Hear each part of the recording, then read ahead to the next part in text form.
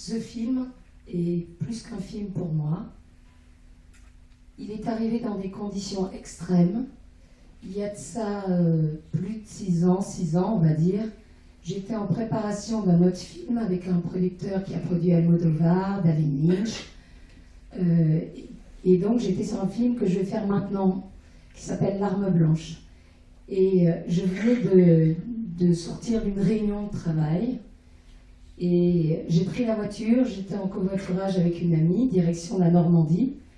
Et en fait, on a eu un terrible accident de voiture à 130 sur l'autoroute, un truc terrible, où j'ai failli mourir et où j'ai fait une rencontre très très particulière de l'autre côté. Donc, vous imaginez, de l'autre côté, le genre de rencontre qu'on peut faire. Voilà, 3 petits points. Et je suis revenue de là. Je n'ai plus voulu faire l'autre film, où j'avais qu'à faire la belle avec le producteur, le distributeur, c'était... Voilà.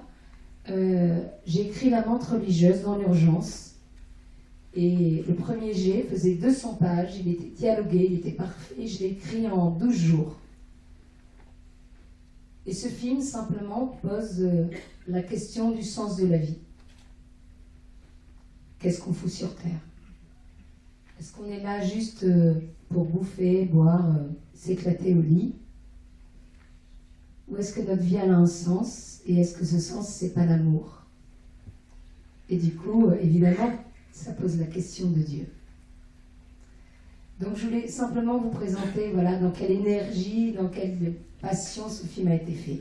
Alors maintenant, messieurs, dames, si vous avez des tomates, vous serez gentils de les garder dans vos sacs. Voilà, à tout à l'heure. Merci. Merci.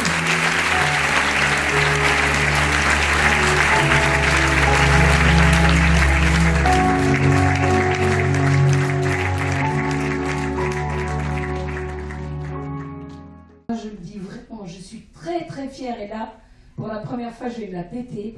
Je suis très fière d'avoir, alors que c'est mon premier long, d'accord, un scénario original et tout, de m'être battue pour prendre de jeunes comédiens qui ne sont pas toujours les mêmes stars bankable qu'on voit à Tire-Larigot.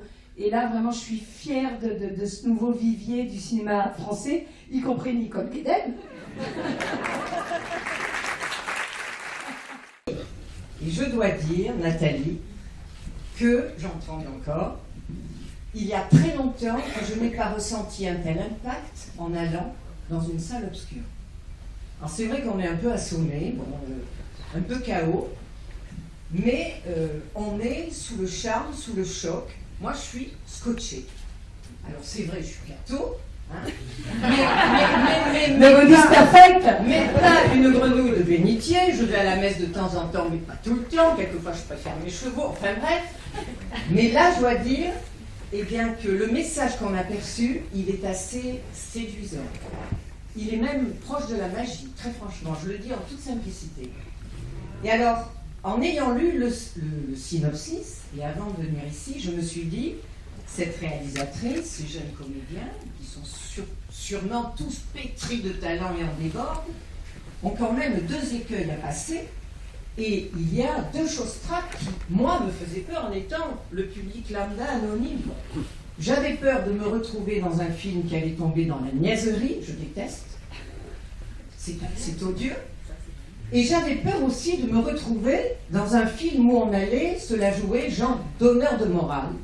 C'est aussi insupportable. Moi, j'ai horreur qu'on me dise fais ceci, fais cela, ce que tu fais, c'est pas bien, ce que tu dis, c'est bien. Bref. On se retrouve devant une œuvre qui est véritablement une œuvre d'art. Et pour moi, une œuvre d'art, c'est, je dirais, la définition suivante. Il faut que ça touche le système neuronal et en même temps que ça touche le cœur. Et je me retrouve devant un film intelligent, sensible, qui reste un exposé magnifique sur une relation humaine-Dieu qui est absolument extraordinaire quand on a la chance de la vivre, même si on la vit mal, j'avoue. Bon. Donc je dois dire, écoutez, à vous tous, bravo. J'ai vraiment passé un moment extraordinaire. Alors la réalisatrice a fait quelque chose de génial, les comédiens sont géniaux, mais je dirais un bravo particulier à la comédienne vedette. Je dois dire, mademoiselle, que vous êtes sublime dans ce rôle. Vous n'êtes jamais tombé dans l'excès, vous n'en avez pas fait trop, vous restez d'un naturel et d'une conviction absolue. Si j'étais pas d'une nature jalouse, je vous dirais, vous auriez fait un très bon avocat. Encore bravo.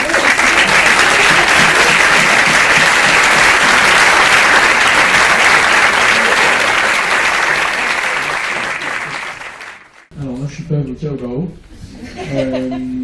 Alors j'ai été très très touché par ce film, j'ai même pleuré à la fin. Mais alors je pense que c'est pas un... Le message peut pas forcément, enfin je pense que c'est un message qui peut choquer pas mal de personnes. Enfin moi ça m'a vraiment extrêmement touché, enfin à la fin quand il y a le générique qui arrive, on a plus faim quoi. Enfin, on a plus faim, on s'est pris une claque dans la figure et enfin moi aussi je suis catho et enfin ça fait vraiment réfléchir. Enfin c'est pas un film qu'on va voir juste pour se divertir, je pense que c'est vraiment un film où enfin moi ça m'a extrêmement touché et je pense que je vais le conseiller, je vais vraiment le conseiller autour de moi. Voilà. Donc avec toutes ces avant-premières que je fais dans toute la France, je me rends compte que parfois il y a certaines personnes, notamment des croyants, voilà, qui sont choqués par le côté un petit peu rock'n'roll, un peu réaliste finalement de l'affaire, en disant il y a des gens, il y a une partie des chrétiens, alors que je suis chrétienne, pratiquante et tout, mais enfin bref, mon meilleur ami est musulman, l'autre il est juif, c'est le même Dieu d'amour, d'accord? Dieu rassemble, c'est l'humain qui fout la pagaille comme d'habitude. Et il y a des retours comme quoi c'est un film pornographique, dans la complaisance des images. Et il faut savoir qu'on a eu 0 interdiction, même pas 12 ans, même pas un avertissement pour les moins de 10 ans. Et ce film, en fait, il est juste à l'image de ce qui se passe, de la sincérité, de la vérité de ce qui se passe aujourd'hui, avec finalement les blessures d'aujourd'hui, avec... c'est un film qui s'adresse surtout aux jeunes, et puis finalement à ceux qui n'ont pas la grâce de la foi, donc à tout le monde finalement. Nous, incarnés, humains comme nous sommes, ballottés entre le bien, le mal, le yin, le yang qui est en nous, et avec cette liberté qui est un cadeau, mais qui en même temps peut être terrible. C'est un film qui parle de l'humain, avec nos fragilités. Voilà. Quelque chose qui m'a touché dès le début, c'est quand il y a l'ami homosexuel qui vient et qui dit qu'il se fait larguer et qui dit mais tu sais rien, tu sais pas ce que c'est l'amour et enfin je suis tout à fait d'accord avec ça et voilà, encore bravo. Merci, c'est cool. Un grand merci du fond du cœur. Moi je trouve que ce film respire la vie en fait. Respire la vie. Merci Agathe au passage de m'avoir fait inviter ce soir.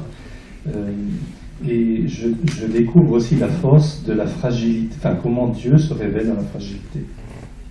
Et c'est un beau message. Je pense que nos filles vont être heureuses et touchées par votre film. Donc on va vraiment les encourager à aller dans d'autres salles voir. J'espère que votre film passera dans beaucoup de salles.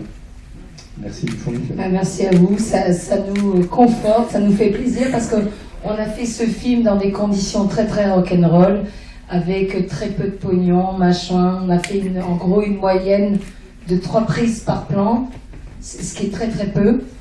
Sachant que les réalisateurs ils font 10-15 prises par plan, on n'avait pas de pognon. J'ai eu dans mon délire l'envie de tourner en 35 mm en cinémascope et du coup on a tracé, mais on a bien bossé ensemble avec Mylène, on se connaissait déjà depuis un certain temps, vu que cette petite, j'ai toujours cru en elle et je voulais faire mon premier film L'Arme Blanche qu'on va faire après. Donc c'était le film que je devais faire juste quand j'ai eu l'accident de la route. Voilà. Et puis j'ai eu la chance de tomber sur Marc Rushman, qui est extraordinaire, Mathilde et tout le monde, Nicole Guéden, Olivier Galvon, tout le monde, quoi. Et c'est extraordinaire. Et c'est vraiment une histoire humaine, en fait, ce film. C'est pas qu'un film, c'est une histoire humaine. Et en ce qui concerne Mylène, en tant que réal, ouais, ça je suis trop contente. Mylène est une très belle femme, comme tout le monde peut le voir, même si maintenant elle est passée de l'état de menthe religieuse à maman religieuse et tout. Monte ton bidon là. Vas-y. Là c'est en vrai. Hein. C'est pas un ballon, c'est pas du cinéma. Ouais, c'est un petit garçon. Ouais. Et Mylène, donc c'est une très belle femme, mais elle n'avait jamais craché ses tripes, d'accord, au cinéma. Et évidemment, il y a plein de gens dans le métier qui m'ont dit Nathalie et tout, ce premier long et machin, elle est belle, mais est-ce qu'elle aura les tripes pour balancer ton truc, pour porter ce rôle? Et là, je peux vous dire que envers et contre tout, d'accord, je me suis battue et je suis vraiment contente du travail qu'on a fait. Il faut savoir que dans le film, elle passe pas mal de temps à chialer, d'accord, et que le premier assistant, les assistants réels, m'a porté des litrons de fausses larmes en me disant elle va en avoir besoin là, c'est sûr et tout. Et le mec, je lui dis casse-toi quoi, je sais la comédienne que c'est, elle n'en aura pas besoin. Et donc elle a vraiment vécu son personnage, elle a vraiment vécu la souffrance, tout quoi, sincèrement quoi, de l'intérieur, elle ne s'est pas économisée. Et quand même, ça fait depuis un moment que je suis dans le cinéma, en l'occurrence réal, ça fait depuis 10 ans, donc ça fait depuis 10 ans que je suis fauchée, donc je suis réalisatrice. Et je peux vous dire qu'une gonzesse comme ça, qui va à fond, quoi, qui s'économise pas, la scène où elle dit pardon, où elle arrive, elle lui dit sauve-moi dans la rue, machin. On se l'est caillé, moi j'avais 3 doudounes, d'accord ? Elle est là et tout, elle y est allée, quoi. C'est un lutteur, comédien, Mylène, et surtout, ce que je voudrais dire, excuse-moi, je fais mon coming out avec toi. J'aime ma comédienne, non, ma comédienne. Et je veux dire que c'est une grande joie de tourner avec Mylène Jumpaneuil, voilà. Et je suis fière d'elle et merci de l'applaudir. Pour le père Marc Rushman. Voilà.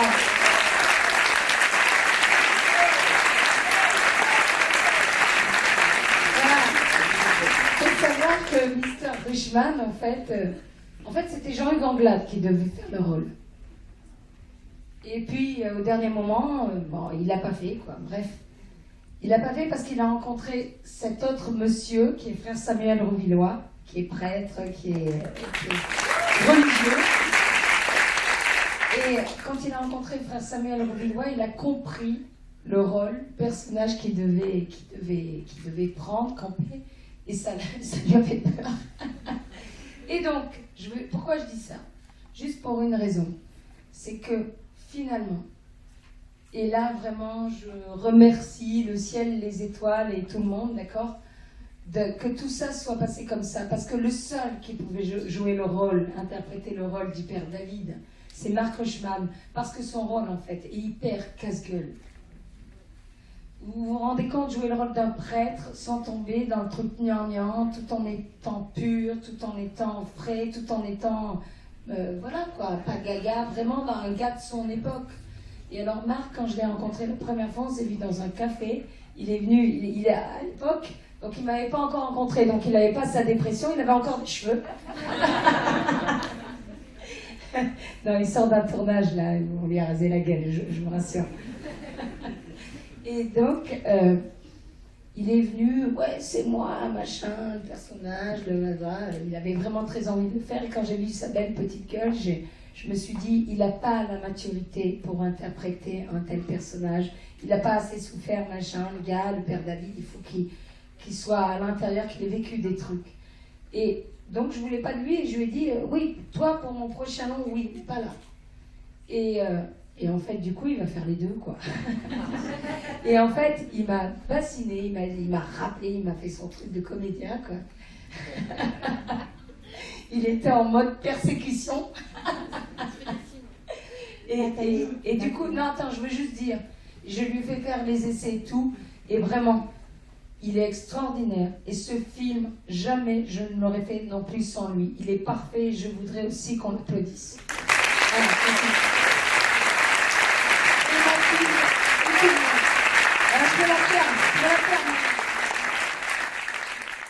Voilà, moi, je voudrais dire vraiment t'envoyer plein d'amour parce que je t'ai vu avant le début du film, un bon moment avant, et tu avais déjà revêtu ton habit de jacotte.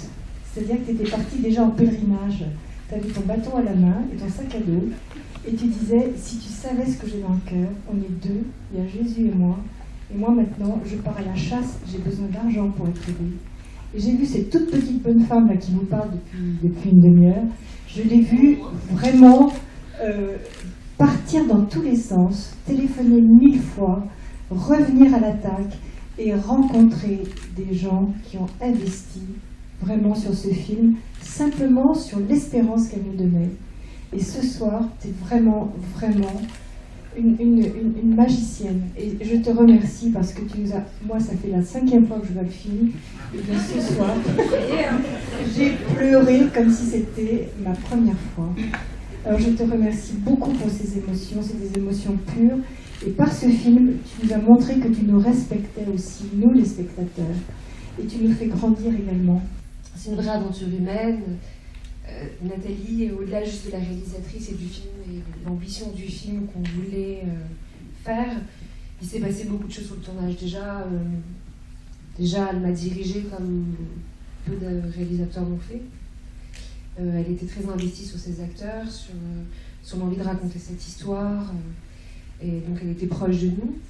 Et au-delà de ça, moi j'ai rencontré Frère Samuel. J'avais jamais rencontré de prêtre. Je me suis beaucoup... Vous voulez qu'on parle de religion?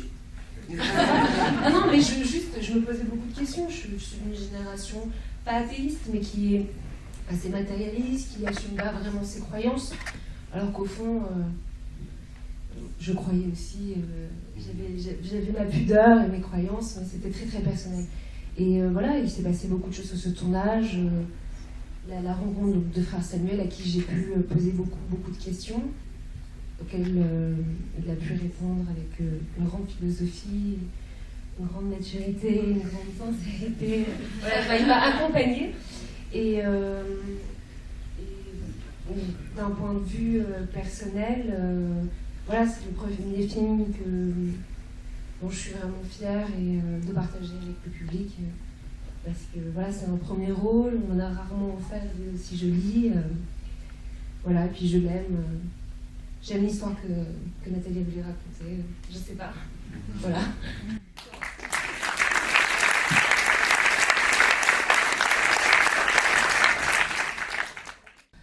Vous voyez, moi, 2 choses. J'ai la foi en Dieu, c'est une chose, d'accord? Et je suis metteur en scène de cinéma, auteur depuis des années. Et il s'avère que pour la première fois de ma vie, mes 2 passions, Dieu et le cinéma, se retrouvent. Je n'ai pas voulu du tout faire un truc autobiographique ou quoi, qu'est-ce? C'est une histoire. L'amante religieuse est un film qui ne se limite pas à la religion, qu'elle soit catholique ou autre. On est au-delà de tout ça. C'est un film à tiroir, d'ailleurs. Je le vois, là, comme je disais, je suis forte. Si on s'était rencontrés au début des avant-premières, je n'aurais pas su quoi répondre. Il s'avère que là, je me rends compte, c'est un public jeune, c'est un public qui n'a pas la foi au quoquès, qui est de plus en plus présent à toutes ces avant-premières. Et donc, finalement, ce film, c'est un film à tiroir qui parle de l'amour, de notre fragilité humaine. Il ne parle pas de ma petite expérience. Il ne parle pas de la religion catholique, ni des autres, ni des 3 religions monothéistes, d'accord? C'est un film qui pose des questions et qui n'a pas la prétention d'apporter des réponses. Donc c'est un film effectivement qui peut déranger. Par rapport à moi, le détonateur de ce film, ça a été cet accident où juste j'ai fait cette rencontre incroyable. Donc là, je suis bonne à enfermer pour tout le monde. Oui, c'est vrai, avec le Christ. Truc de fou. Et j'ai rien à vendre. J'ai rien à vendre, je m'en fous. À la limite de dire ça, ça me crie.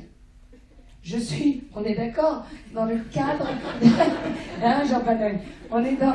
carrément, on est dans le cadre du pur témoignage. Donc je ne peux pas gommer l'origine, la jeunesse de ce film, qui est cet accident avec la rencontre du cœur de Jésus. Mais par contre, j'ai fait un film porté, je l'ai écrit en 12 jours. Tu te rappelles, la première version, c'était 12 jours, même pas, tu m'as dit c'était moins de 12 jours. Et après, j'ai travaillé, machin, hein, voilà. Et ce film, comme je disais, pose la question du sens de la vie. Il n'est pas pour les cathos, il n'est pas pour les croyants, il est pour tous les hommes qui sont sur Terre et qui sont ballottés dans leur incarnation, dans leur combat, dans leur humanité. Et voilà, et ce film, c'est une histoire d'amour merveilleuse, impossible, et à côté mélo. Mais c'était nullement, c'est une tragédie grecque, la menthe religieuse. C'est une tragédie grecque. C'est pas mon histoire, je voulais pas faire mon histoire. Par contre, encore une fois pour conclure, c'est cet accident qui a été la genèse, la source de tout ça. Avant l'accident, oui, je croyais en Dieu, mais je croyais en Dieu comme je crois au grand amour. C'est-à-dire que comme une femme qui rêve de rencontrer sa moitié, Roméo, voilà, et qui, c'est intellectuel, c'est l'idée, elle est amoureuse de l'idée. Donc je croyais en Dieu, mais j'étais plus dans la théorie, si j'ose dire, de Dieu. Et puis j'ai eu cet accident qui m'a fait passer à autre chose, qui m'a fait rencontrer, qui m'a fait passer à la véritable rencontre, c'est-à-dire physique, amoureuse. Avec Dieu, c'est comme une histoire d'amour. Tiens, ça t'explose la gueule et ça change toute ta vie. Bon, allez. Bah, vas-y, mon cœur. Vas-y, mais non. Vas-y, Mathilde. Tu dis qu'avec Dieu, c'est une histoire d'amour. Est-ce qu'il te fait bien l'amour Alors, t'as fait aussi partie de l'amour. Attends, je vais dire un truc, mon petit loup. D'abord, on ne fait pas l'amour, c'est l'amour qui nous fait. Toc.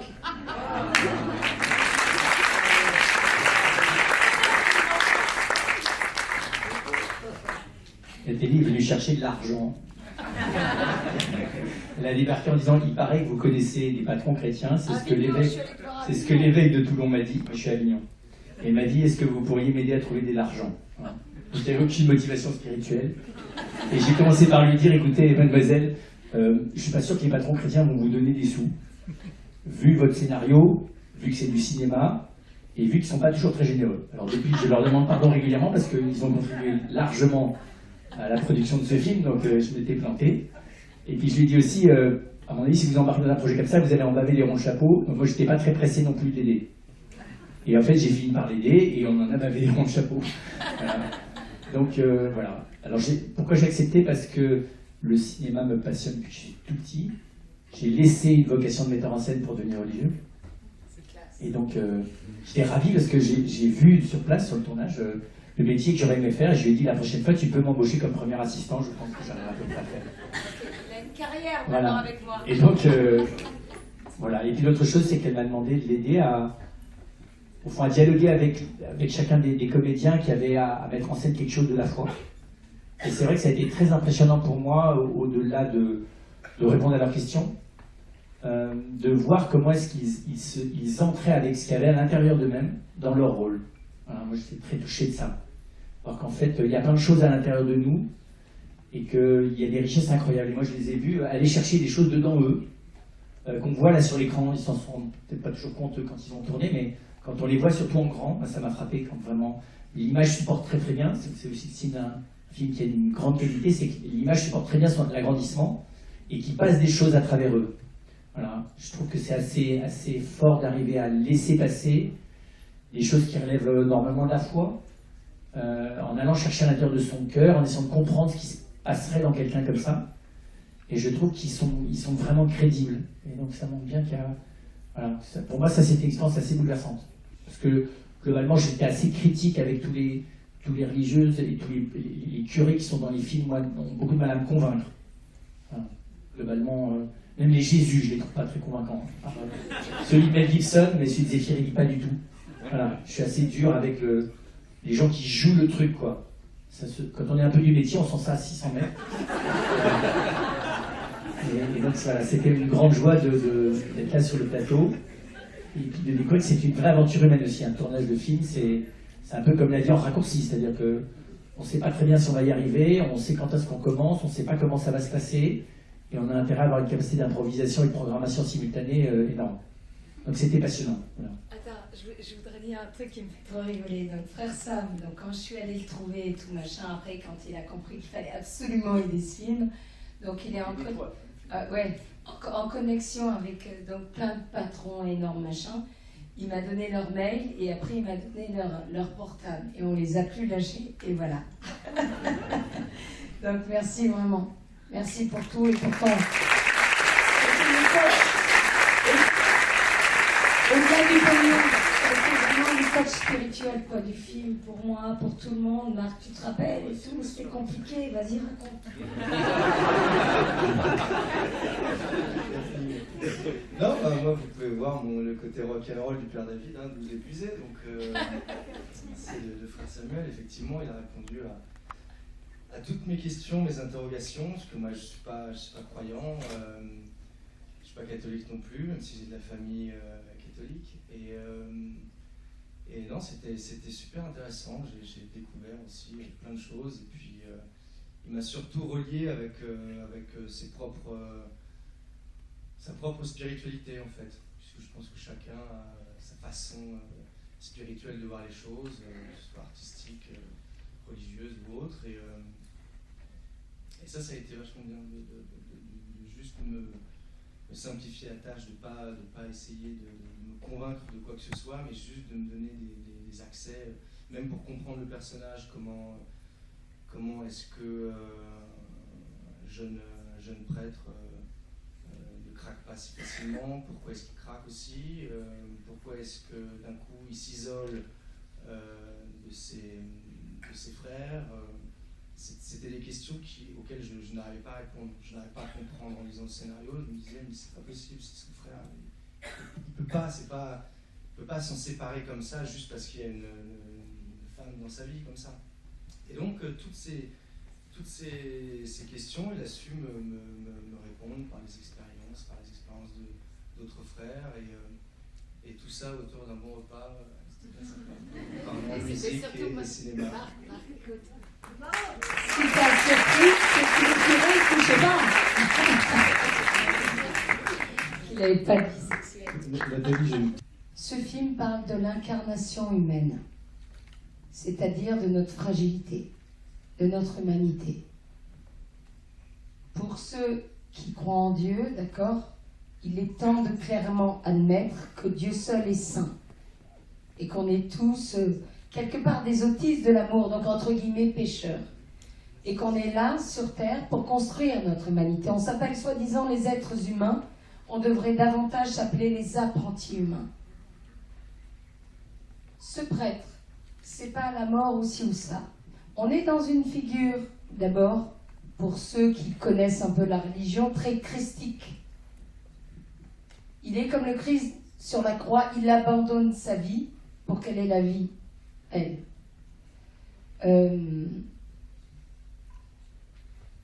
Il est humain, il lutte, il est en combat, comme nous tous. Il faut arrêter de croire que les prêtres, les religieux, les religieuses, machin, c'est des robots aseptisés, c'est pas vrai. Et ce qui est merveilleux, c'est que justement, ils sont comme nous, faits de chair et de sang, ils ont des envies, des combats, mais par amour pour leur Dieu invisible, ils y vont à fond, quoi. Et si on tombe, on se relève. C'est le principe de la vie. Qu'est-ce qu'on fout sur Terre, qu'on croit en Dieu ou pas? Pourquoi on est là? Clairement, pour grandir, pour aimer, pour communiquer les uns les autres. Tu vois, ça fait peut-être très con ce que je dis, mais c'est ça le truc. Et finalement, ce qui nous rend heureux, c'est pas de s'éclater, d'utiliser l'autre pour le plaisir ou pour la teuf et tout. C'est quand on voit qu'on apporte quelque chose à l'autre et que l'autre nous apporte quelque chose. Et le prêtre, là maintenant je te refile le bébé, frère Sam. On a une dernière question parce que vous étiez Attends, j'en ai une 15 secondes. Je pense qu'il y a une vraie question. C'est vrai que c'est très difficile de savoir jusqu'où sont ses motivations. Et moi, c'est ce que j'aime. On ne sait pas bien, est-ce qu'il veut préserver son célibat? Est-ce que tout d'un coup, il est centré sur lui et sur sa fidélité, et au fond, il l'oublie elle, il la méprise? Est-ce qu'il l'aime vraiment? Jusqu'où est-ce qu'il aime? Je ne suis pas sûr qu'il y ait des réponses, mais c'est ce que j'aime bien là-dedans. Par contre, ce qui est clair, c'est qu'il y a le niveau où les choses se passent humainement, et qui va savoir exactement d'ailleurs ce qui se passe dans les choses humaines? Moi, je ne vois pas de leçon là-dessus, sur le fait qu'il y aurait des causes à effet, il donne sa vie, il donne pas sa vie. Je ne suis pas sûr qu'il donne sa vie, il a un accident, il est dans la sérénité au moment où il l'a, ça c'est clair, c'est pas un suicide larvé. Est-ce que c'était ça le prix qu'il fallait payer pour qu'elle soit sauvée? Je ne suis pas sûr non plus. Voilà. Par contre, ce que j'aime bien, c'est qu'il se passe des choses peut-être à un autre plan que le plan où se jouent les choses humaines. Et sur ce plan-là, je ne pense pas qu'il y ait de perdants dans l'ensemble de... Dans ce film, il n'y a que des gagnants à la fin. Alors, il y avait un perdant, et puis dans la première version, hein, c'était l'ami du père David. C'était vraiment un perdant, lui, il finissait vraiment grave, quoi. Et puis là, Nathalie, voilà, il n'y a plus de perdant. Et je trouve ça assez beau. Toutes les vies sont ouvertes à la fin, y compris la sienne au père David. Voilà, est-ce que c'était une apothéose, un achèvement, une interruption brusque, une erreur, enfin voilà, qu'est-ce qui se passe là vraiment? Moi je suis content que là-dessus il n'y ait pas de conclusion toute faite. Il y a quand même un acteur qu'on n'a jamais cité dans le film, mais je pense que le dernier, à la fin, si tu veux, c'est un cri de Dieu, moi, que j'entends. C'est un cri de Dieu, mais énorme, mais prodigieux. Moi, ça me frappe à chaque fois, c'est-à-dire que voilà, il faut attendre les dernières minutes du film pour entendre ce cri de Dieu. Et il dit, mais quand est-ce que vous comprendrez à la fin que je vous aime? En gros, c'est à peu près ça. Donc, c'est un cri énorme. Et effectivement, il n'y a pas de... Le père David, il vit sa vie, il a vécu sa vie, et voilà, il n'y a pas de suicide larvé ni rien, on ne voit rien du tout comme ça. Mais il revendique la liberté de pouvoir aimer jusque là où l'a emmené Dieu lui-même. Il dit non, moi ma joie c'est d'être fidèle à cet amour absolu que je veux, et c'est la joie de tout le monde. Non, voilà, la question elle reste posée. C'est cool. Je pense que votre film il s'impose de lui-même, tellement j'ai aimé, quoi. C'est très très beau, et je trouve que dans chaque plan, il y a une humanité terrible. Enfin, qui vous prend dès le début jusqu'à la fin. Ça va crescendo, et je trouve tous les acteurs magnifiques. Et vraiment, je ne sais pas ce qui s'est passé là-haut pour vous, mais en tout cas, vous m'avez fait une œuvre d'art. Bravo. C'est un bon qu'il est. Et là, cette scène, elle représente en fait quelqu'un qui se rend compte, qui est malheureux, en fait à ce moment-là, en gros, elle se dégoûte, elle se vomit. La scène avant, elle crache sur son tableau, elle veut casser son tableau, elle veut tuer son tableau, elle veut se tuer, elle se dégoûte pour la première fois de sa vie. Cette nana, c'est un petit peu comme dans le portrait de Dorian Gray d'Oscar Wilde. Elle veut tuer son image. Pour la première fois, clairement, elle se dégoûte. Et du coup, là on est dans une symbolique. Et frère Samuel Rouvillois, qui est prêtre et tout ça, je vais lui passer le micro. On est dans une symbolique de mea culpa. On est dans un code, voilà. Elle a fait quelque chose qui est pas bon. Elle subit cette espèce d'électrochoc de cet homme. Au début qu'elle draguait, c'était un pari débile avec Erika. C'était de la fierté, c'était n'importe quoi. Je me suis fait tout le monde, la terre entière, sauf un curé. Donc du coup, je te parie que je vais le mettre dans mon lit. Et puis petit à petit, ce prêtre est sans doute le seul homme qui la regarde comme une vraie personne, pas comme une chose à consommer. Elle est habituée à consommer Jézabel et à se faire consommer. C'est aussi typiquement une fille d'aujourd'hui, c'est-à-dire qu'elle s'est bricolé plein de trucs dans sa tête, elle se fait son petit rituel, quoi. Elle a des racines vaguement chrétiennes, elle est complètement à l'ouest. Elle est blessée au dernier degré dans sa personne, elle est artiste, donc elle se fabrique sa ritualité, qui est une ritualité un peu régressive. Moi, ce que je trouve assez beau, c'est qu'il y a un endroit où au début on est un peu effrayé, puis ça finit par cette posture de l'enfant qui va naître, quoi. Hein, donc je pense que c'est aussi normal quand on est, enfin, je sais pas, mais quand on connaît des chocs énormes, les traumas font qu'on est aussi dans des phases de régression, voilà, on passe par là. D'ailleurs, dans la symbolique du baptême originellement, c'est ce qui se passait. Hein. Les gens, on les plongeait vraiment nus ils descendaient dans une piscine comme un baptistère et ils remontaient de l'autre côté. Donc la symbolique de la régression au stade de l'enfant et de la renaissance, c'est des choses qui sont dans toutes les traditions religieuses, dans l'inconscient collectif. Et je pense qu'elle fabrique ça, elle se fabrique cette espèce de ritualité. Voilà, donc il n'y a pas de... Je pense pas qu'il y a un message, si ce n'est que sa douleur, le mélange entre sa douleur et son amour, continue à la mûrir de l'intérieur. Moi, c'est ça que je trouve. C'est qu'elle est... Il n'y a pas que la destruction, il y a aussi l'amour, il y a une espèce de... C'est ce mélange entre, voilà, encore un peu du noir à l'intérieur d'elle-même, de la violence contre elle-même, mais en même temps une espèce d'amour qui est en train de prendre, voilà, donc elle est comme dans un sein maternel, en train d'être entre la tentation de se suicider et puis le désir de vivre. Moi, je pense qu'il faut le prendre comme ça, c'est pas... Moi, je pensais que parfois on a envie d'atteindre l'âme, on ne peut pas l'atteindre parce qu'on a mal à l'âme. Et en fait, on a beau se frapper l'enveloppe, le corps, non, on a beau aller jusqu'au bout, en fait, c'est au-dedans et on ne pourra pas l'atteindre. Donc j'ai l'impression que Jezabel, elle essaye de se faire mal. Elle a tellement mal qu'elle je ne sais pas comment exprimer, mais et quand elle a beau tout faire, c'est un mal vu dedans. Et c'est très beau parce que quand elle arrive au couvent, moi je trouve qu'elle est très belle d'une autre manière. Elle est plus belle d'abord plastiquement, il y a une espèce de lumière intérieure qui l'habite, et on voit bien qu'elle a franchi un seuil. Le rapport entre l'âme et le corps s'est inversé, quoi, en gros. Il y a quelque chose qui rayonne, elle a quelque chose de simple qu'on n'a pas vu tout le reste du film, quoi. Moi, je suis intéressée de savoir ce que la petite Mylène, comment elle a vécu ça. Oui, non, mais elle n'est pas à poil, elle est nue, elle est vulnérable. Rochman, viens ici. Rochman.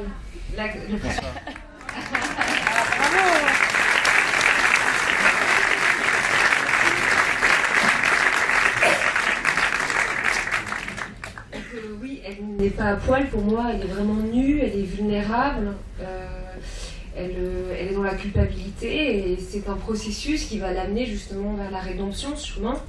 Et là encore entre la vie et la mort, c'est-à-dire elle ne sait pas ce qu'elle va choisir finalement. Et comme disait Mathilde, elle a tellement mal, c'est physique, qu'elle en a, pour calmer cette douleur et ce qui est irréparable. Voilà, la mutilation et le processus logique avant de choisir la vie. Voilà, c'est comme ça que j'ai abordé cette scène. Voilà, sans super, super, bravo. La montre religieuse n'a rien à voir avec ma vie. Je partage des choses avec Jezabel, comme je partage des choses avec le Père David, et comme nous tous, non? Ça veut dire quoi? La partie de lumière, de yin et de yang, on a tout ça. Après, on se débat dans notre propre humanité. Voilà, le libre arbitre, machin. Donc j'ai des deux, mais comme tout le monde, comme tout le monde. Par contre, par exemple, je vais pas vous dire ce que j'ai fait. Je vais vous dire ce que j'ai pas fait.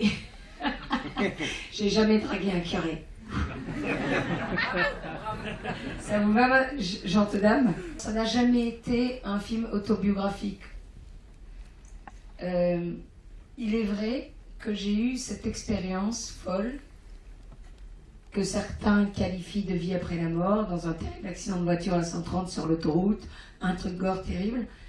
Mais j'ai été amenée à écrire ce scénario dans l'urgence, sans l'avoir prévu du tout. Mylène, on se connaissait déjà à l'époque, elle est témoin, je l'ai écrit en 12 jours. Le premier jet faisait juste 200 pages, c'était dialogué, machin. Et après, j'ai fait mon travail de professionnel, je suis passée à 98 pages au bout d'un an, quoi, en gros. Et donc, ça n'est pas autobiographique, mais c'est vrai que l'impulsion a été cette expérience dingue. Mais quelque part, finalement, si on regarde bien, on sait tous que la mort existe, que la maladie existe. Mais on partage une espèce d'inconscient, je dirais même de névrose universelle, qu'on a l'impression que, ok, on sait que la mort existe, la maladie aussi, mais on a l'impression que c'est toujours pour le voisin. Jusqu'au jour où ça nous tombe dessus. Et quand tu manques vraiment crever, c'est l'expérience la plus intense. C'est-à-dire que tous les sauts à l'élastique de la terre, tout ce que tu veux, je veux dire, c'est peanuts. Et du coup, ça te ressente sur l'essentiel. Qu'est-ce que j'aime vraiment? Qu'est-ce que j'ai envie de faire?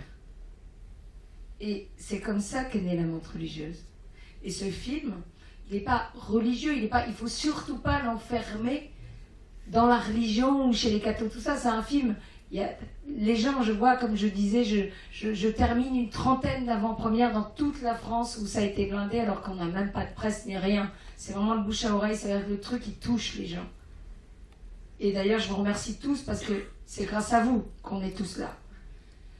Et c'est ça, quoi, je veux dire, on est dans un film tiroir, on n'est pas dans un film catho pour des cathos, c'est même au-delà de la religion. Et d'ailleurs, il y a des musulmans, il y a des juifs qui m'ont aidé pour faire ce film, pour le financer, pour tout ça, jusqu'à la fin. Et on est dans un film qui pose juste la question, comme je disais, du sens de la vie, voilà. Et par exemple, je crois que c'était à Nîmes ou à Mulhouse, je sais pas, il y a pas très longtemps, il y a une semaine, il y a un monsieur qui a un homme marié, voilà, père de famille, qui m'a dit, voilà, moi je crois absolument pas en Dieu. Absolument pas. Par contre, je me suis retrouvée à travers le personnage de Marc, du père David, parce que j'ai des soucis de couple avec mon épouse. Et je suis devant un choix, une responsabilité de mon engagement. Donc c'est exactement comme le curé avec son Dieu, sauf que lui, c'était avec sa femme. Et ça, c'est hyper intéressant. C'est que ce film, il est au-delà de la religion et il est au-delà de tout ça. C'est un film qui parle d'amour. C'est un film qui parle de notre fragilité humaine, de notre incarnation.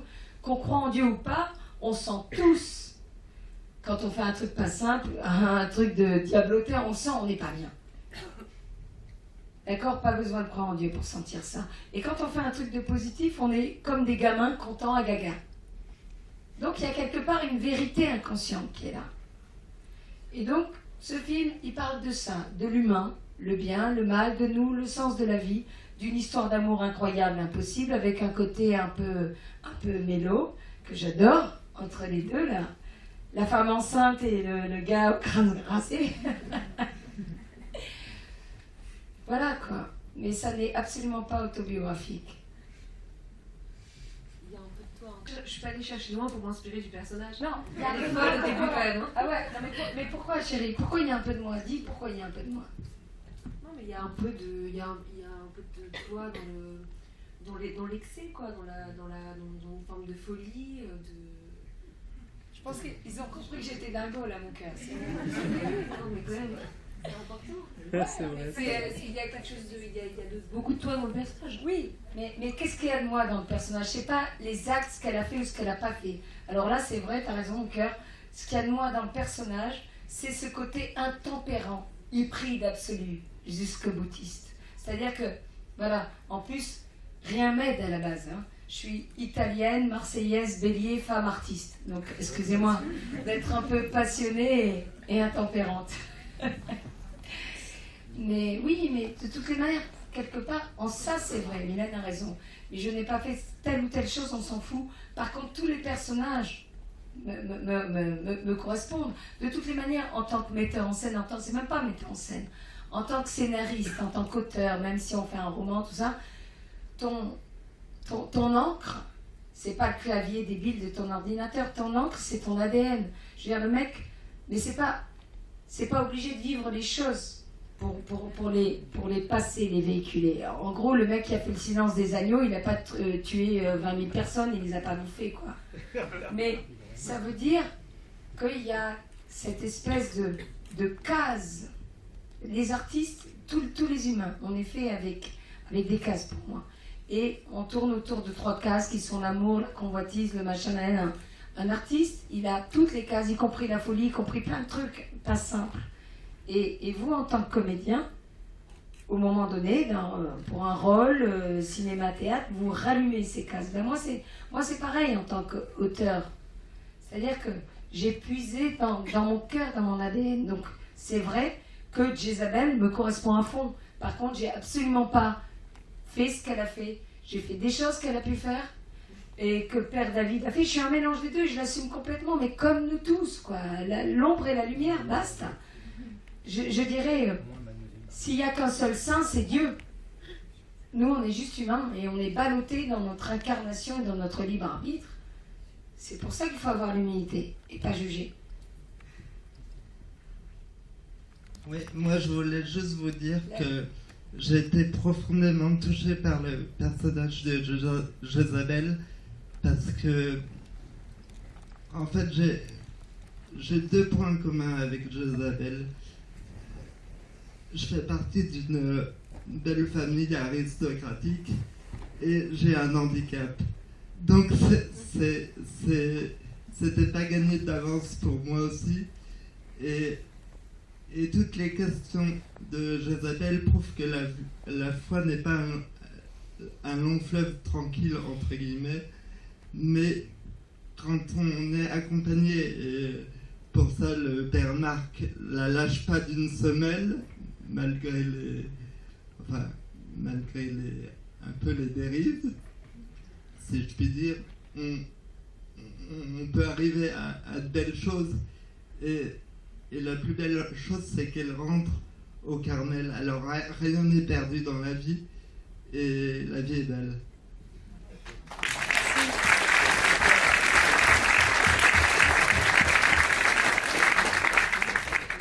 On a tous cheminé, je crois, je dis pas des conneries à travers ce film. Il nous a tous fait beaucoup grandir, y compris les techniciens.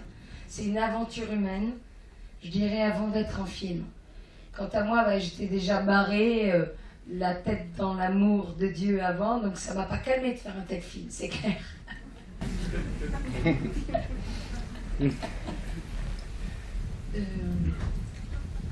On n'est pas forcément le personnage à chaque film. On n'est pas habité forcément par tous les personnages. Mais c'est vrai que ma relation avec la réalisatrice, que je connais déjà, que je connaissais avant le film, et son tempérament, m'a accompagnée vers une idée que je n'assumais pas, qui était la foi. J'étais pas très en accord avec j'avais pas de réponse. Et c'est vrai que le film m'a accompagnée. M'a accompagnée, je me fais baptiser au mois d'août là.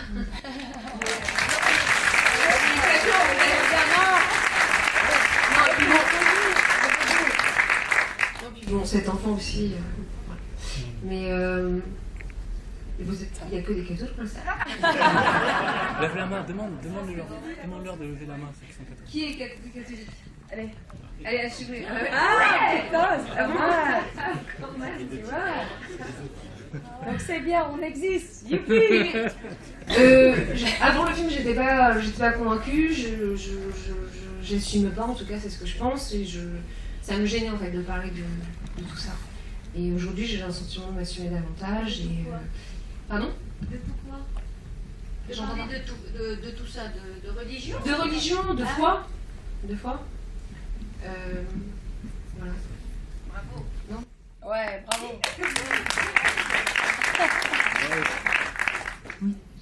Qu'est-ce qui vous a choqué comme scène? C'est important, laissez parler votre cœur. Mais en fait, mes idées préconçues, mes préjugés. Mais les scènes. Les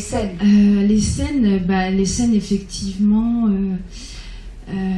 du prêtre qui éventuellement pourrait succomber à embrasser cette femme, à brûler de ce désir en fait d'y goûter. On pourrait se dire que non, il a toutes les forces pour résister, puisque accompagné par sa foi. Et du coup, j'ai trouvé ça en même temps beaucoup plus viscéral quand il vit son drame à lui, qui a été craqué quelque part. Et j'ai trouvé ça tellement humain, tellement touchant, et je trouve que ça m'a fait péter un peu une petite case. Et ça, j'aime. Voilà, merci. Merci à vous. Alors moi, justement, par rapport au prêtre, parce que, merci mademoiselle, c'est une question qui revient souvent dans les débats, d'accord? Le prêtre, par exemple, il y a une dame, il n'y a pas très longtemps, c'était à Versailles. C'était plein à craquer, machin, pourquoi vous rigolez? Il y a une mauvaise réputation sur Versailles, quoi. C'était à Versailles, d'accord? C'était blindé et tout, les gens étaient même assis par terre, machin. Toujours pareil sur le buzz, sur la bouche à oreille. Et donc, à un moment donné, il y avait Frère Sam, Frère Sam, tu te rappelles? Il y a une bonne femme, donc je dis pas des conneries, il est là, c'est mon témoin, je vais lui donner le micro après. Il y a une dame, très tranquillement, qui m'est rentrée dedans, en disant, mais pas qu'à Versailles d'ailleurs, en gros c'est un peu les questions qui reviennent, et tant mieux, c'est pour ça que je veux pas glisser dessus. Mais comment se fait-il, votre film il est blasphématoire, comment se fait-il que ce prêtre, d'un coup il pêche, il tombe, c'est scandaleux.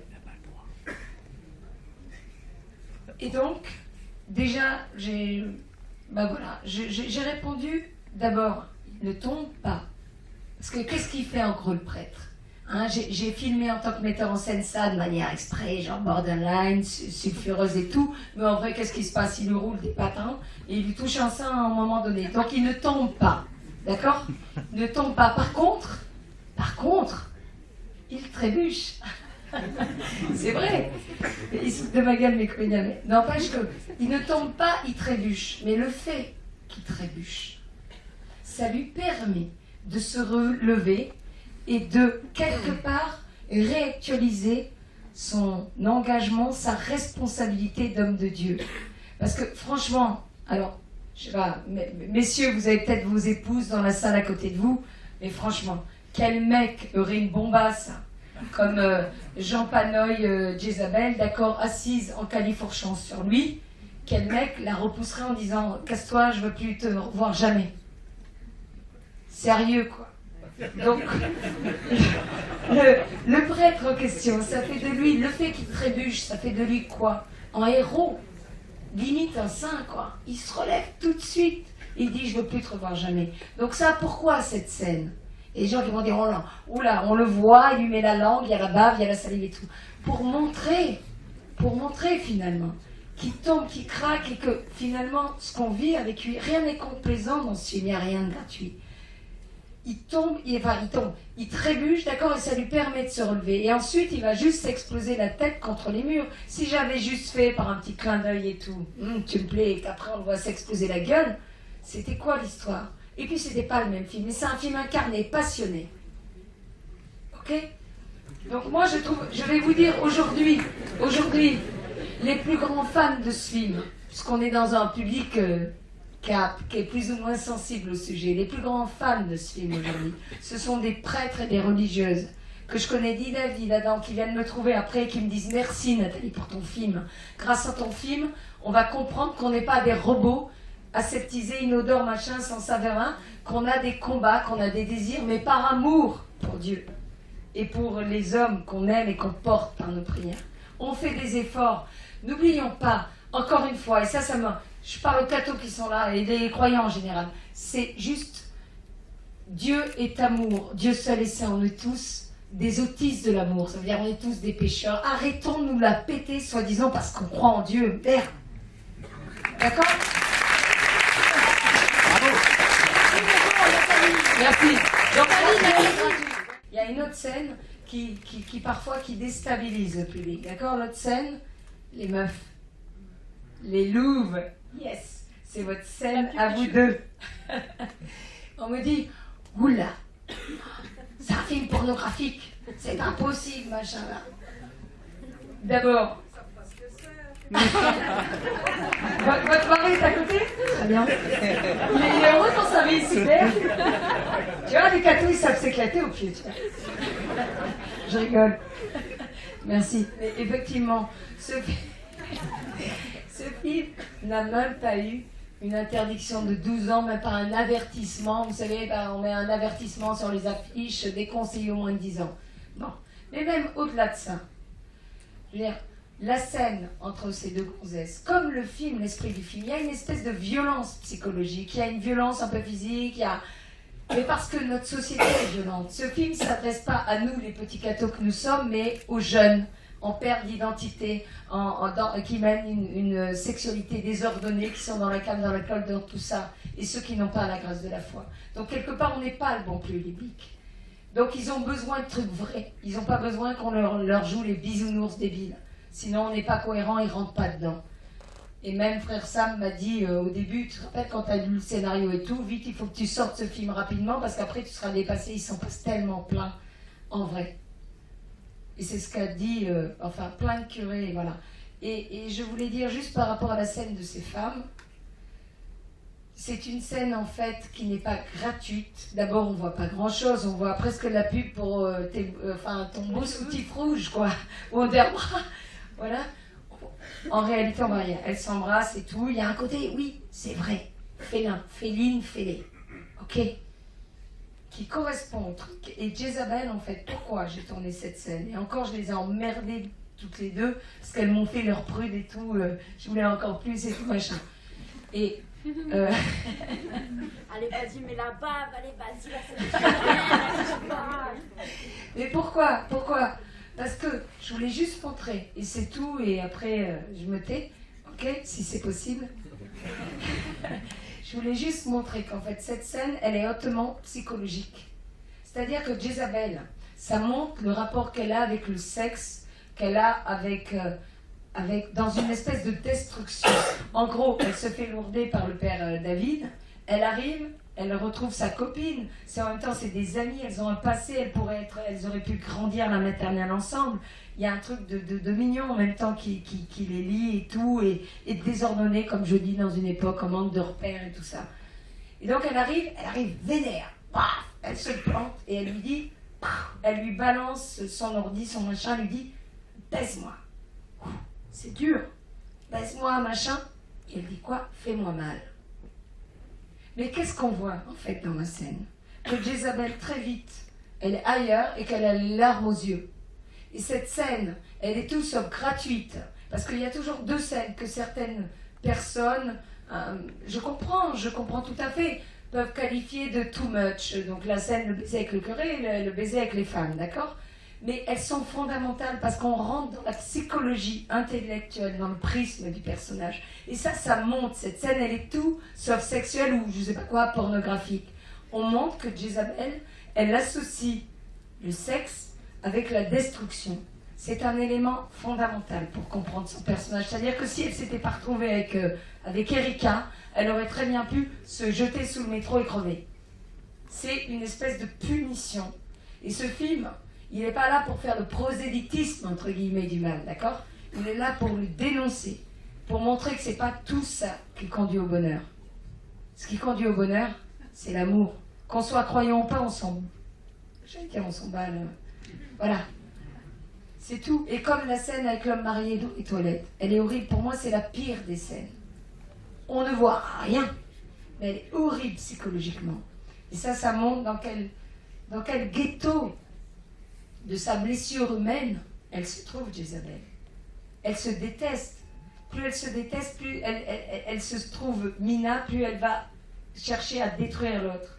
Mais ça, malheureusement, c'est un truc de notre époque, quoi. Que j'ai pas dit des conneries? Mais non. Oh, si, mais on a l'habitude. Nathalie, c'est toi qui as fait ce film, c'est toi qui le portes. Je pense que moi j'ai rien à dire du tout. Je pense que les choses sont cohérentes. Moi, ce que je trouve, c'est que même ce prêtre, moi c'est ce que j'ai aimé dans le travail avec Marc, il n'est pas enfermé dans une caricature, il n'est pas ceci ou cela, il porte des choses multiples en lui, il essaie de mettre de la cohérence dans tout ce qu'il vit. Il est face à quelqu'un qui est complètement éclaté, qui est dans l'autre sens, quoi. Elle est en 1000 morceaux. Et son effort, c'est d'essayer de savoir ce qu'il va réussir à rassembler les morceaux de cette fille. Le problème, c'est qu'il n'a pas prévu que la déflagration, c'est qu'il allait aussi se trouver, lui, un peu éclaté d'intérieur. Voilà. Je trouve que c'est ça qui est intéressant dans cette... Moi, je peux juste dire, je disais à Marc tout à l'heure que j'ai un de mes frères qui m'a dit, mais il n'est pas crédible, ce jeune prêtre, là, il est trop naïf et tout ça, il est gentil comme tout et tout. Et j'ai dit, mais... T'en as pas vu déjà comme ça? Déjà, il me dit, bah si, j'en vois beaucoup trop. Je dis, bah alors, donc c'est parfaitement crédible. Pour moi, il n'y a absolument pas de suicide. Pour moi, c'est l'histoire, encore une fois, d'un être incarné. Moi, je fais de la moto. Plein de fois, j'en avais par-dessus la tête de la vie. J'ai conduit à tombeau ouvert, mais j'ai un sacré ange gardien. C'est notre incarnation, notre fragilité, notre humanité. D'accord? Il est là, il est dans la souffrance. Il dit pas, j'ai jamais voulu me suicider, d'accord? Mais parfois, tu es dans un truc et tout, tu te laisses déborder, quoi, par ta souffrance et il peut tout arriver. Tout. Et donc, il est là, il conduit, il fait n'importe quoi et tout, parce qu'il souffre, il crie, son cœur crie sa souffrance et il souffre parce que justement, il ne veut pas sombrer dans le mal, il ne veut pas sombrer dans la facilité. Et puis d'un coup, il y a cette petite fille qui arrive. Alors là, je vais vous poser la question à vous, d'accord? Est-ce qu'on se rend compte, parce que sinon ça veut dire que juste mon film, je l'ai raté. Est-ce qu'on se rend compte que cette petite fille avec son regard le remet en paix? Waouh! Ok, donc c'est ça le truc. Il est là dans ce truc, comme tu disais, un peu machin, destroy, mais pas suicidaire, mais sauf que, voilà, il fait des trucs un peu borderline. Et il y a cette petite fille qui est là comme une espèce de déclic, de détonateur, elle le remet en place comme un petit ange, en fait. Et tu vois, je crois qu'on le voit, non? D'un coup, il se met à sourire, franchement. Et il repart plus tranquille. Et là, d'un coup, il a la faucheuse, quoi. Donc pour moi, il n'est pas du tout question de suicide. Pas du tout. Il est encore une fois question, comme dans tout le film, de fragilité, d'incarnation d'humanité. Tout est possible, de toutes les manières. La mort du prêtre, c'est comme une espèce de détonateur de traitement de choc, d'électrochoc en fait. Jézabel, avec sa personnalité barrée, folle, jusqu'au boutiste, passionnée, elle avait besoin de ça. Pour se réveiller, quoi. Comme genre t'es dans le coma et tu te prends une claque dans la gueule et tu te réveilles. Non, elle avait besoin d'un choc. Sa mort, elle n'est pas là par hasard. On est dans une symbolique chrétienne, d'accord? Le Christ en croix, il donne sa vie pour qu'on ait la vie éternelle. Il faut que le grain de blé tombe en terre et meure pour porter du fruit. On est dans un truc comme ça. Et donc, il lui fallait ça pour qu'elle se réveille. Par sa mort, il lui donne la vie quelque part. Voilà. L'œuvre d'art, pour moi, ça ne s'explique pas. Donc, c'est très simple. Le but, c'est qu'il y ait 1000 entrées, que chacun ressorte de là.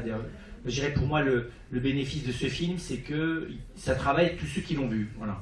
Il y en a qui vont le revoir. Il y en a qui ne l'ont pas aimé, mais ils sont travaillés par lui, ils ne l'oublient pas. Il y en a qui l'ont beaucoup aimé. C'est ça, je pense, c'est ça l'intérêt d'une œuvre. Et je n'ai pas vu jusque-là, aussi bien ceux qui n'ont pas aimé le film que ceux qui l'ont aimé, je n'ai pas vu quelqu'un auquel ça fasse du mal, vous voyez, que ça ne mette pas en chantier de manière intéressante. Voilà. Moi, j'aime bien que dans ce film, il y ait des interprétations possibles. Les choses dans lesquelles, de toute façon, c'est nickel chrome, vous avez tout compris, ben vous allez voir La mort dans la peau, c'est nickel du début jusqu'à la fin, il n'y a rien qui vous échappe. Voilà. C'est absolument passionnant et vous sortez de là, vous avez 2 neurones 2,5 dans la tête, vous vous sentez bien, mais il ne faut pas vous demander ce que ça vous a fait autrement que de vous agiter les neurones. Voilà, c'est de l'adrénaline, c'est un coup d'adrénaline. Là, c'est l'inverse. Quand on sort de là, on a des questions, on a des conflits d'interprétation, mais laissons-les. Il y a plein de films dans lesquels, à la fin, on ne sait pas, à la fin du sacrifice de Tarkovsky, vous m'expliquerez si vous comprenez quelque chose, vous. C'est bien, parce que parfois, il n'y a pas de temps. Voilà, et je trouve ça génial. La fin du sacrifice de Tarkovsky, ça peut donner lieu à 50 interprétations. Je pense qu'elles sont toutes bonnes. Ce prêtre, il est traversé, et c'est ce que j'ai bien aimé, c'est que la seule qui est un peu caricaturale, parce qu'elle on voit pas très bien où est-ce qu'il y a un angle de souplesse, c'est Madame Marguerite, mais elle n'a pas beaucoup d'angle de rédemption possible. Hein. Oui, elle fait partie, tout à fait. Mais elle fait plus partie du décor que des personnes humaines, on va dire. Elle est un peu dure quand même. Hein. Attends, Madame Marguerite, et puis c'est la dernière, d'accord? Promis. Madame Marguerite, qu'est-ce qui se passe? D'accord? Il y a plein de Madame Marguerite dans l'église. Il y a plein de curés que je connaissais, David Adam, qui sont venus me trouver à la fin des avant-premières en me disant merci Nathalie pour le personnage de Madame Marguerite. Grâce à toi, on règle nos comptes. On en a toutes une. D'accord? Ça, c'est authentique, tu le sais toi-même. C'est leur fantasme à eux. Bon, bref. Et pourquoi? Madame, ce qui est merveilleux dans l'église, dans Dieu, c'est que c'est le seul qui rassemble des gens qui n'ont rien à voir. Des jeunes, des vieux, des Madame Marguerite qui sont dans le jugement des Jézabel. Et les Jézabel ont peur des Madame Marguerite et les Madame Marguerite ont peur des Jézabel. Et ça, c'est juste merveilleux. Ce Dieu d'amour qui rassemble tout le monde de tous les horizons, les univers, les âges, tout ce qu'on veut, les catégories sociales, quoi, ok, c'est merveilleux. Et l'Église, je suis désolée, il y a de tout. C'est ça qui fait la grandeur de l'Église. Il ne faut pas le gommer, merde. Tu as raison, il y a Hannibal Lester et Manheur. Je vais te poser la question, qu'est-ce que tu penses de ça? Madame Marguerite, elle dit, il n'est pas pardonné, il a demandé un prêtre pour se confesser, et c'était trop tard. Qu'est-ce que tu penses de ça dans ton cœur? C'est toi qui vas me donner la réponse. Bah justement, je pense que c'est... Oui, c'est juste Dieu qui va juger. Il y a...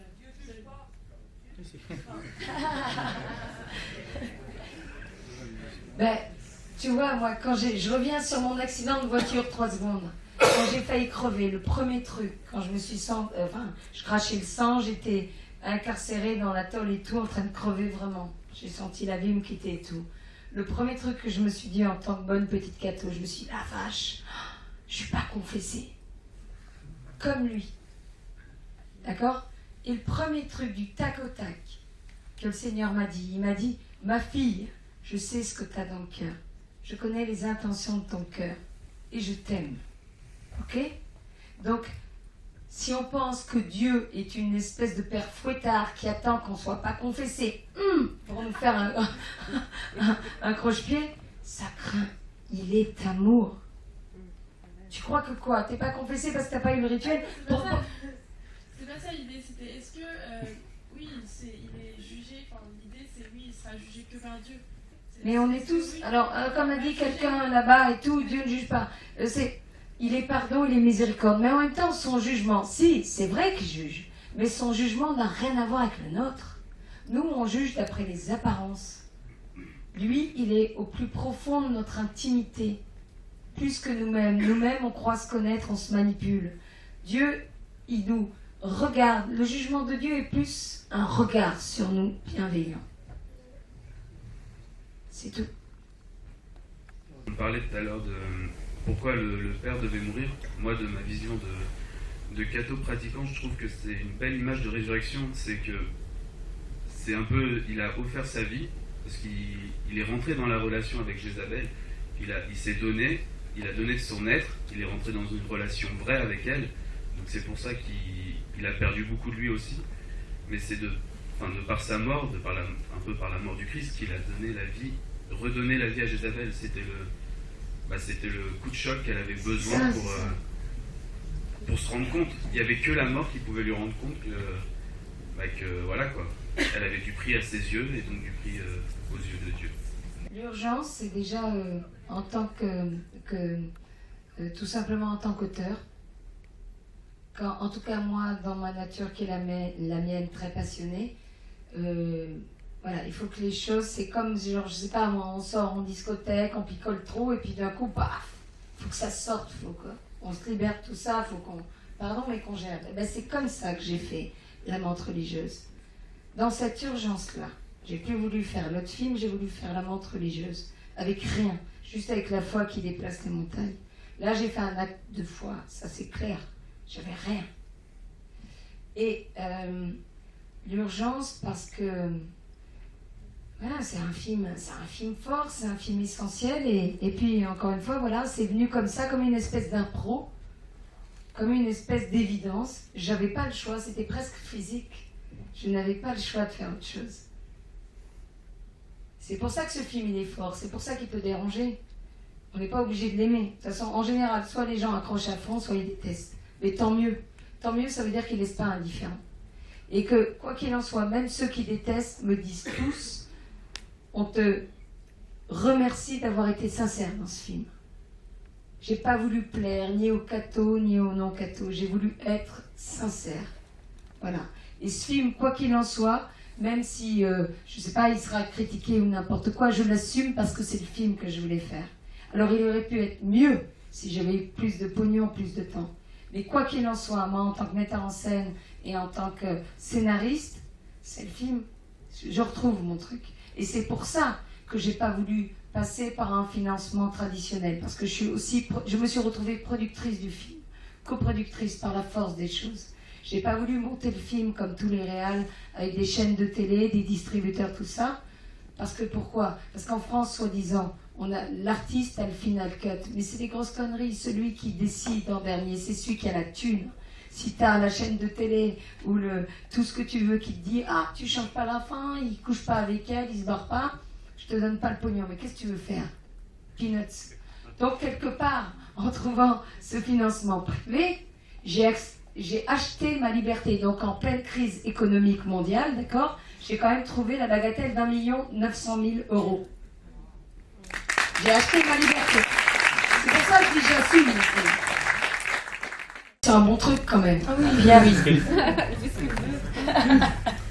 C'était en fait pour dire que moi, ce que j'ai vraiment apprécié dans le film, c'est que les personnages sont toujours complètement lucides par rapport à leur propre mode de vie, et ça fait que finalement, c'est jamais une critique d'un mode de vie de débauché, comme c'est jamais une critique d'un prêtre catholique et qui... Oui, voilà. C'est purement humain, et je trouve que c'est pour ça aussi que je trouve que les scènes qui ont été dites choquantes ne le sont pas. C'est qu'il y a toujours ce fond de...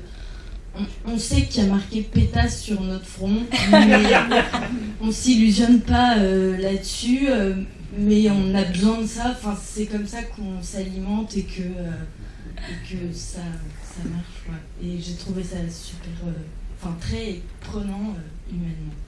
Écoute, merci. C'est le mot de la fin. Bravo pour cette demoiselle. Merci à vous. Et donc, deuxième à fond. Ce film, comme j'ai dit, on n'a pas de presse ni rien, il dépend de nous. D'accord? Donc il faut aller sur Allociné, faire balancer vos critiques sur j'aimelamante.com, dire je like et tout, et surtout communiquer. Il sort le 4 juin.